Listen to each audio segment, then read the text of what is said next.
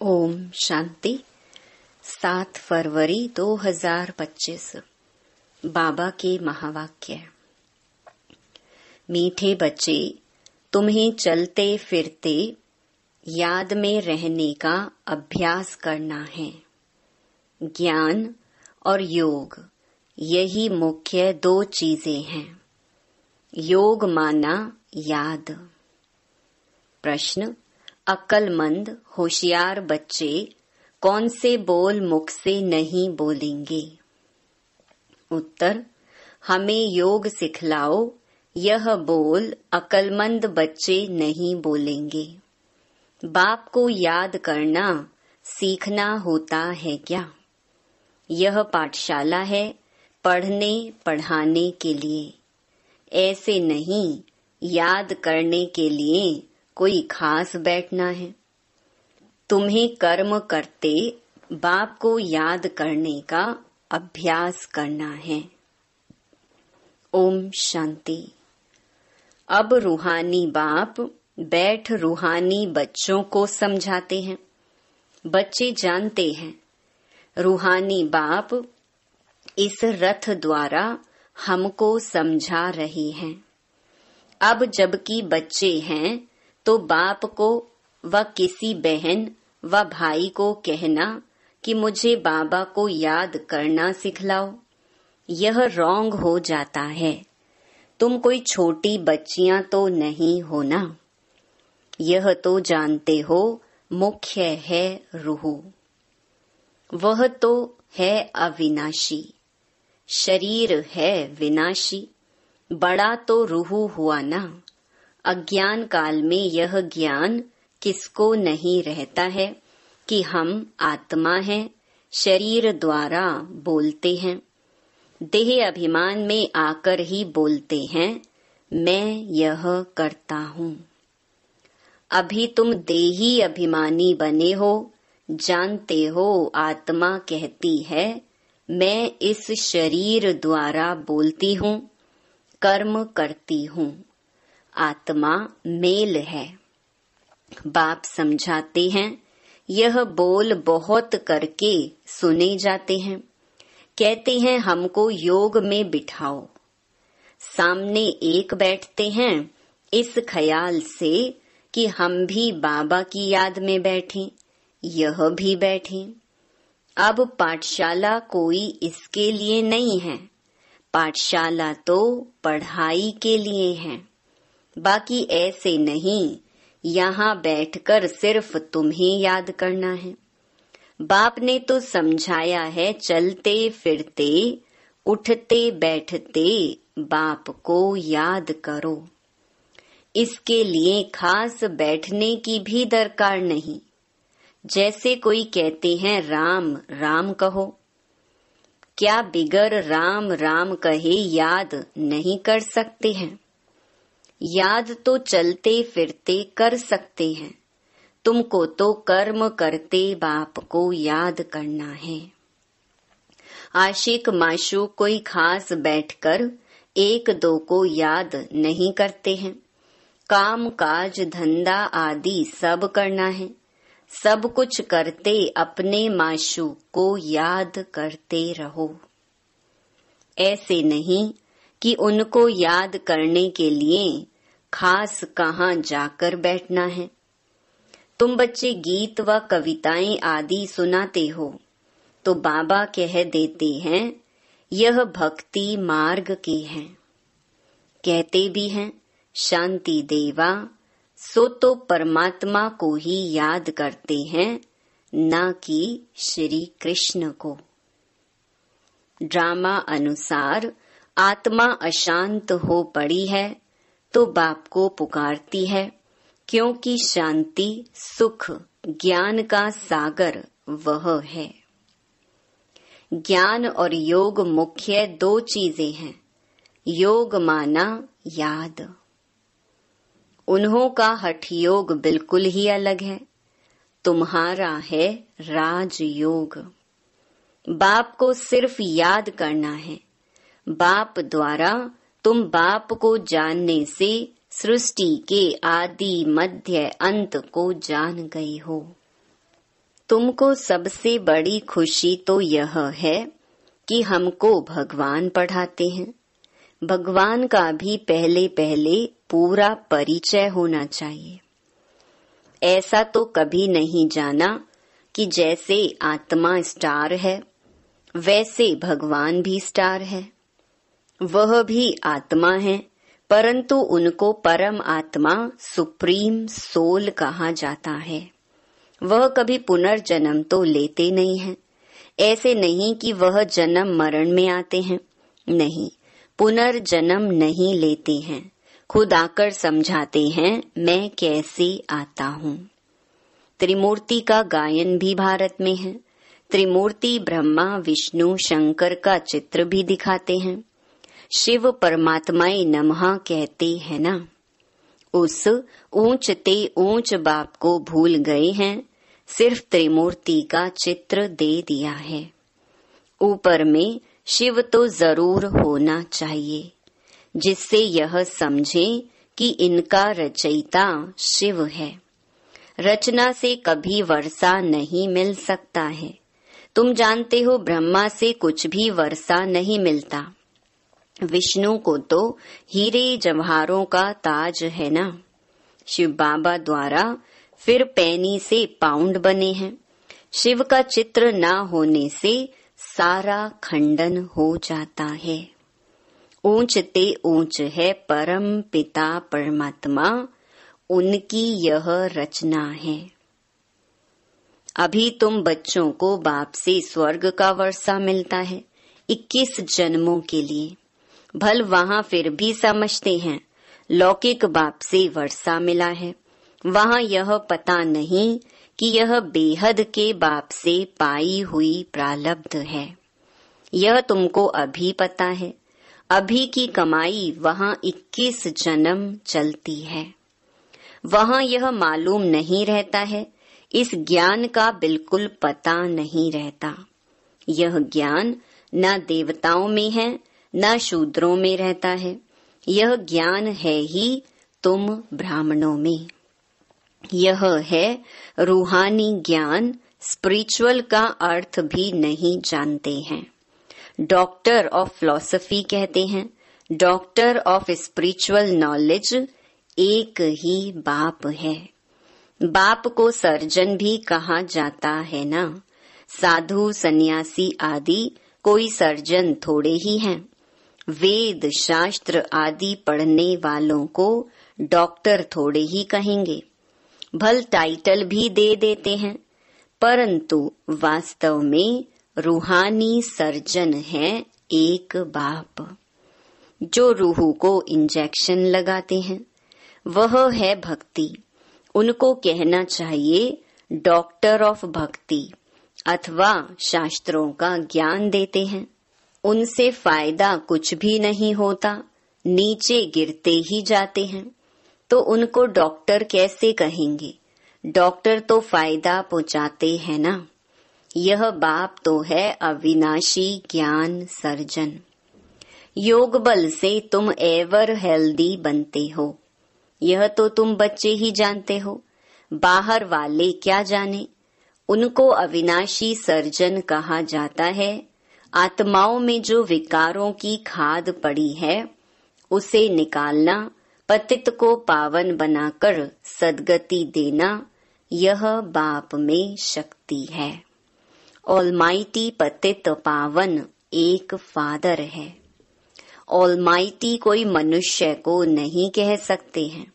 तो बाप कौन सी शक्ति दिखाते हैं? सर्व को अपनी शक्ति से सद्गति दे देते हैं। उनको कहेंगे doctor of spiritual knowledge. Doctor of philosophy यह तो ढेर के ढेर मनुष्य हैं। स्पिरिचुअल डॉक्टर एक है।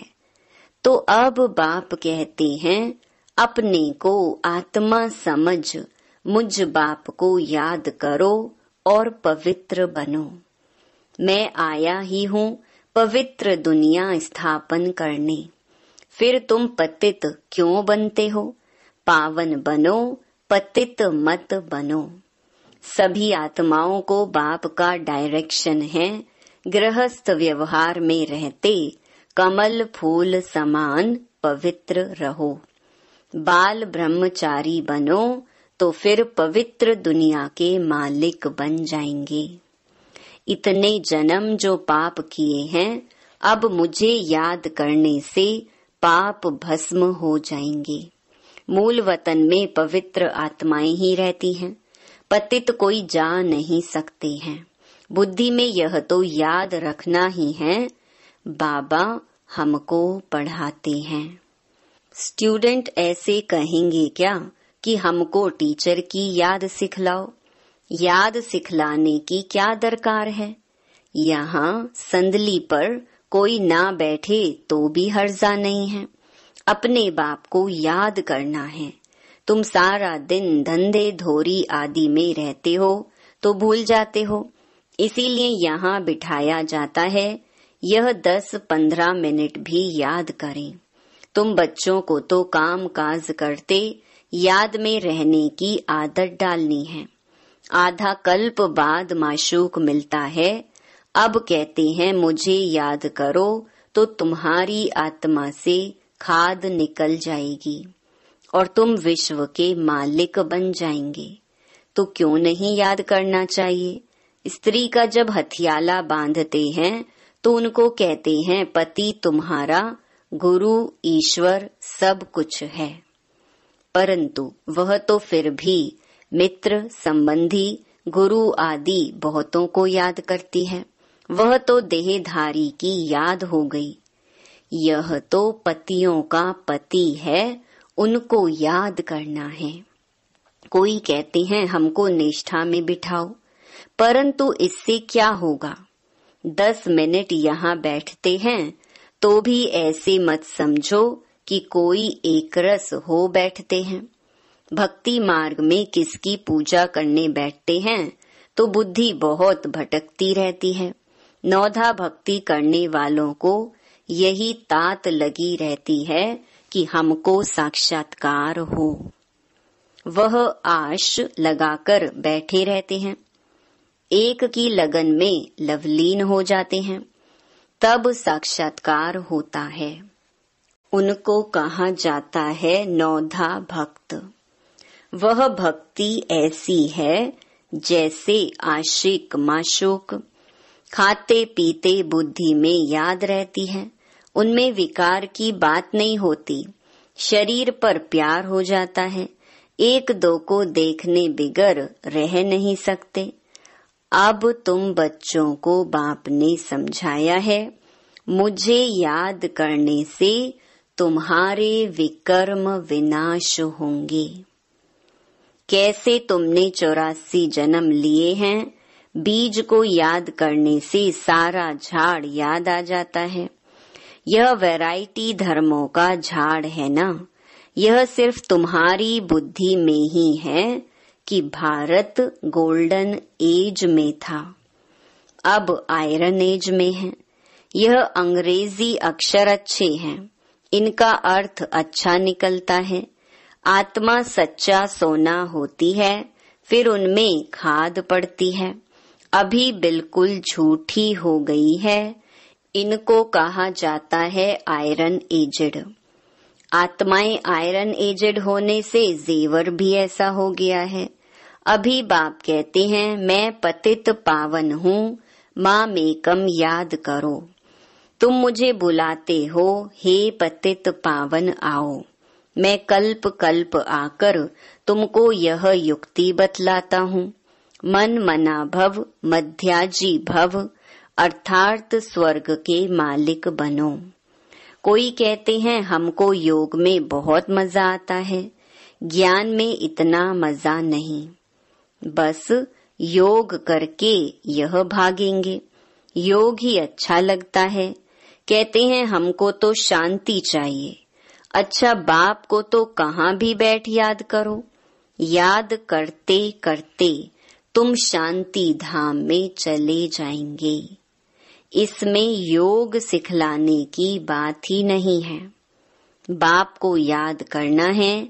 ऐसे बहुत हैं जो सेंटर्स पर जाकर आधा पौना घंटा बैठते हैं, कहते हैं हमको निष्ठा कराओ, या तो कहेंगे बाबा ने प्रोग्राम दिया है निष्ठा का। यहाँ बाबा कहते हैं चलते फिरते याद में रहो। ना से तो बैठना अच्छा है, बाबा मना नहीं करते हैं, भल सारी रात बैठो, परंतु ऐसी आदत थोड़ी ही डालनी है कि बस रात को ही याद करना है। आदत यह डालनी है कि काम काज करते याद करना है। इसमें बड़ी मेहनत है। बुद्धि घड़ी घड़ी और तरफ भाग जाती है। भक्ति मार्ग में भी बुद्धि भाग जाती है, फिर अपने को चुटकी काटते हैं। सच्चे भक्त जो होते हैं उनकी बात करते हैं, तो यहाँ भी अपने साथ ऐसी ऐसी बातें करनी चाहिए। बाबा को क्यों नहीं याद किया? याद नहीं करेंगे तो विश्व के मालिक कैसे बनेंगे? आशिक माशूक तो नाम रूप में फंसे रहते हैं। यहाँ तो तुम अपने को आत्मा समझ बाप को याद करते हो। हम आत्मा इस शरीर से अलग हैं। शरीर में आने से कर्म करना होता है। बहुत ऐसे भी हैं जो कहते हैं हम दीदार करें। अब दीदार क्या करेंगे? वह तो बिंदी है ना। अच्छा, कोई कहते हैं श्री कृष्ण का दीदार करें। श्री कृष्ण का तो चित्र भी है ना। जो जड़ है सो फिर चैतन्य में देखेंगे, इससे फायदा क्या हुआ? साक्षात्कार से थोड़े ही फायदा होगा। तुम बाप को याद करो तो आत्मा पवित्र हो। नारायण का साक्षात्कार होने से नारायण थोड़े ही बन जाएंगे। तुम जानते हो हमारी एम ऑब्जेक्ट है ही लक्ष्मी नारायण बनने की, परंतु पढ़ने बिगर थोड़े ही बनेंगे।